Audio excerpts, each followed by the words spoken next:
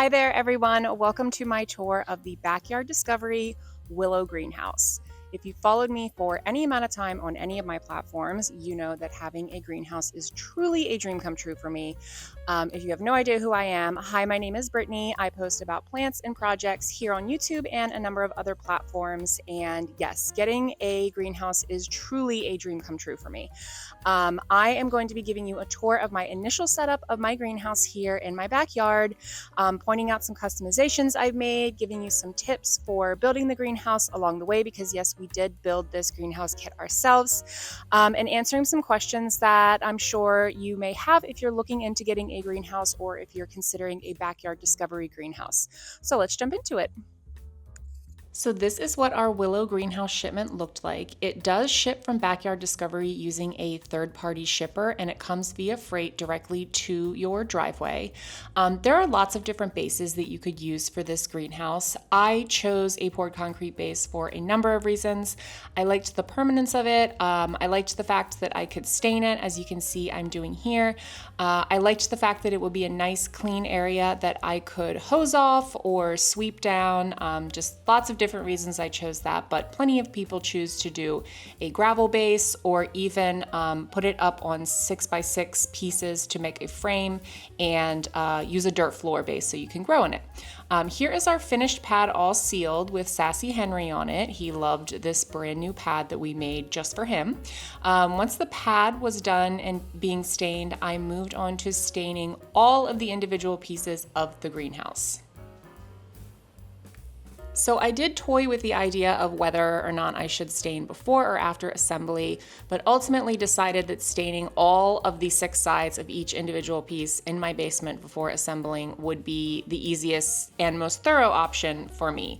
So I really loved the Benmore stain that I used here. It's the Woodlux and I believe natural. And it had a beautiful finish on this already beautiful wood, and it dried super quickly down in our basement so that I could begin arranging the pieces based on where in the setup they fell. So each of the boxes comes with a packing list, but the boxes are not organized like in the order you need the pieces for your setup. So I looked at what pieces I needed for each step and arranged them so that when we started assembling the frame, we could go to easily steps 1 and 2, pull all of the pieces you see here, bring them upstairs and start assembling them. This made the process way less chaotic than it would have been if we were just digging through piles of stained wood and trying to figure out what pieces we needed when. I highly recommend taking just an hour to do this and organize everything before you start building. Once we had finished assembling all 4 sides of the frame, it was time for us to decide exactly where we wanted it on our concrete pad. I do recommend orienting the greenhouse, especially if you get the Willow or the other model with the large slanted roof, orienting it so that you are maximizing your sun exposure through that slanted roof. And where we ended up putting our greenhouse on the back of the pad here worked out really great because we were able to use that front area as a staging area. The greenhouse gets way too heavy once you start adding in these shelves and panels and stuff, so definitely figure out exactly where you want it before you do anything past the frame steps. So here you can see we've started putting in the windows. I do want to say too, we had made sure everything was square, but as we began assembling some of these panels and additional pieces, it got just a tiny bit off square. So we ended up having to deconstruct part of it, re-square things up, and just lost a little bit of time, which is always frustrating on a project this big. So definitely check and recheck that things are square as you are assembling all of these bottom pieces and windows. So here is the final greenhouse. This is anchored in place to the concrete. The door is on, the power port and fan are set up, and the window is attached. Those were the very last things we did. One note, we did have one piece here on the slatted wall that was damaged. It was cracked and bent. I contacted Backyard Discovery and told them which piece it was, and within like 2 days, they had sent me a replacement piece for free to my house. So excellent customer service there. So as I started moving into the greenhouse and actually using it, I started making some customizations, including this super cheap, like $7 hanging screen that I got from Lidl, the grocery store. This is great because I like to keep the door open when it's really hot outside, just to help keep some of the temperatures down a little bit. I also added some shelves for some more storage area and just to maximize vertical space. The brackets are spray painted white ones from IKEA, and the shelves are also from IKEA, stained to match as closely as I could the color of the stained greenhouse frame. And this just really gives me a lot more storage area that I'm sure I will be using for seed starting and all sorts of things. Now, cord control is definitely something I'd like to work on a little bit more in here. You can see there are cords everywhere. That may or may not bother you. It's really not that big of a deal, but it kind of bugs me, especially now that I'm moving more stuff into the greenhouse and using it for more and more. This is the power port here. So you can see this opens up and it has the switch to power it on and off. I currently only have, what do I have plugged in here? I have the thermostat plugged in here, and then I have the fan plugged into the thermostat, so that once it reaches a certain temperature, it will know to automatically kick the fan on to start cooling down the greenhouse. It's also got 3 USB ports here and an additional plug. So I should be able to use this for my heat mats in the spring when I'm starting seeds, and then also for the little heater that I got. So we'll see how all of that works. To power the greenhouse, I will show you down here what I have. Speaking of cord control, see that giant mound of extension cord here? We decided not to run electrical out because this is very close to our house. I will show you how the outside works. This is essentially just a heavy duty extension cord run from an exterior plug on the back of our home. That is working for us right now. We kind of have the cord just like buried under tiny bits of wood chips here and there. But this may not be the best long-term solution for us, but I really wanted to get things up and running and to get the fan started because we did set up the greenhouse when it was super duper hot here in Maryland. So we may make changes for that next spring. Right now, the extension cord is working perfectly fine due to the proximity to the home. So there's definitely no need to be using a heater in the greenhouse yet. We are about mid to late through September here in Maryland, so it can still be very hot during the day and down into the 50s at night, which is still perfect for this greenhouse. But the BioGreen Palma Twin little greenhouse heater did just arrive for my fall and winter heating needs. I did a lot of research into what heater I could use for this greenhouse that wouldn't be overkill.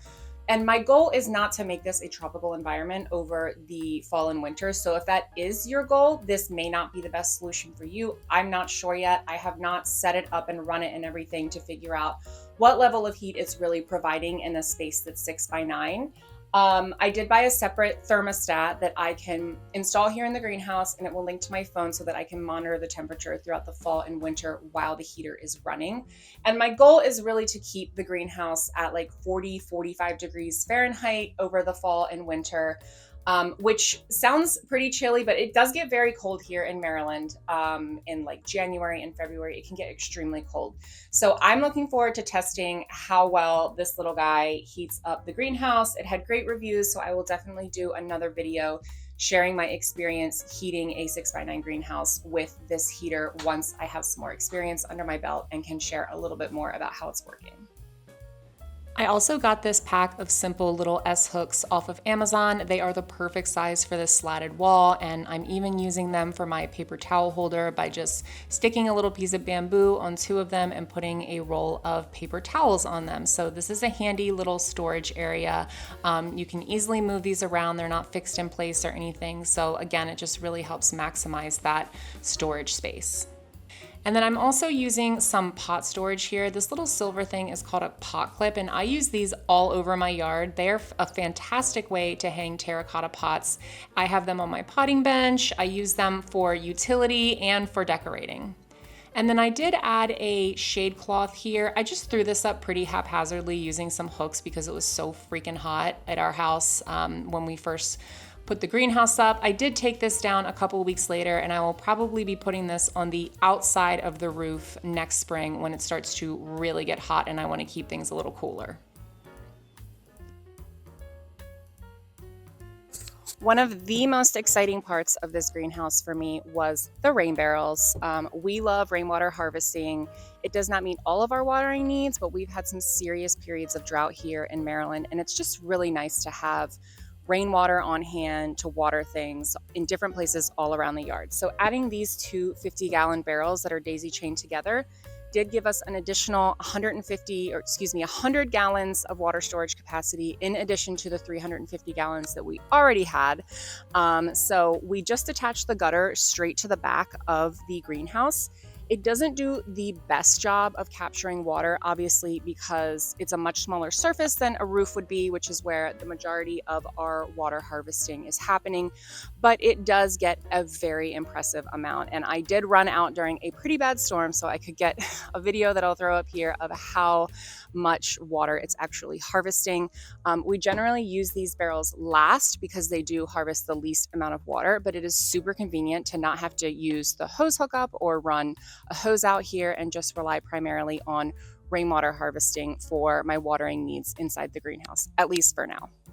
So here is a look at how we attached the gutter. We just stuck it like kind of right under this little metal lip and then drove a bunch of screws right back into the back of that piece of wood along the back of the greenhouse. So we put a bunch of screws in just because my husband had a bunch and he thought overkill is better when it comes to the weight of water on here. And then this is the downspout, and we decided to just have it go straight down into the top of a rain barrel here. We did put a little piece of extra gutter on the back to kind of pop it out and make it so that it would go straight down into this barrel. And I love this solution. I think it's a fantastic addition. If there's any way to be gathering rainwater, I want to be doing it. All right, and I think that about concludes my Backyard Discovery greenhouse review video. Again, we got the Willow model and we absolutely love it. I seriously don't think you can beat the price on this product for everything that you're getting and all of the functionality. If you have any questions before you invest in your own Backyard Discovery greenhouse, let me know in the comments below and I will be happy to answer them. And also hopefully do an update video in the future when I really start using this thing and putting it to the test with its heater and whatnot. So yeah, until then, happy planting.